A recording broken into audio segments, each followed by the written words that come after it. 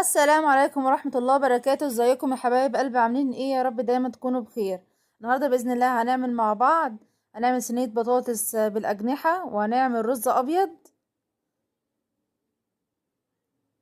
وهنعمل بتنجان مخلل، وهنعمل سلطة خضراء. تابعوا معايا الفيديو. أول حاجة هنقول بسم الله. أنا هنا معايا كيلو من الأجنحة، نقعاها كويس في مية وخل وملح ومعلقة سكر. بعد كده هبتدي ان انا اشرف الاجنحه بالشكل ده زي ما حضراتكم شايفين، وابتدي ان انا اديها غلوه على البوتاجاز، واكون مجهزه معايا بصلايه، ورق لوري، معلقه من الفلفل الاسمر، معلقه من الكزبره الناشفه، واسيب الاجنحه عندي تاخد غلوه كويسه مع التوابل دي. وده يكون شكل الاجنحه بعد الغلوه اللي انا رفعتها على النار.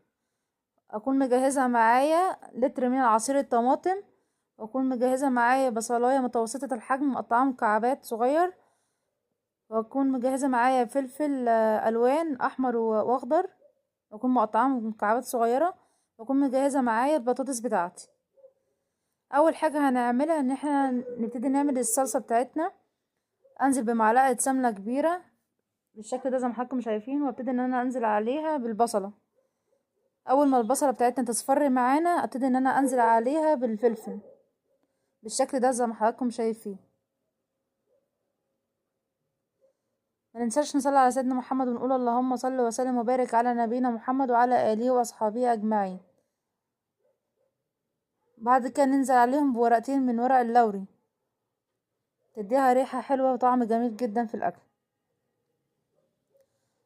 بعد كده ننزل عليهم بعصير الطماطم. أول ما البصلة اصفرت معانا ومع الفلفل بتاعنا، ننزل عليها بعصير من الطماطم، ونقلبها كويس بالشكل ده زي ما حضراتكم شايفين. وابتدي ان انا انزل عليهم بالتوابل.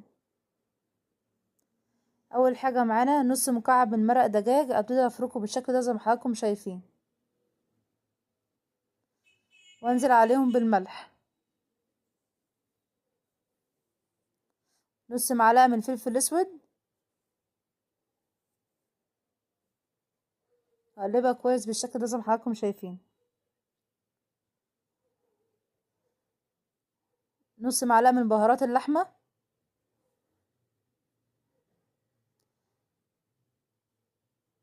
وبعد كده نضيف عليها نص معلقة من الكمون،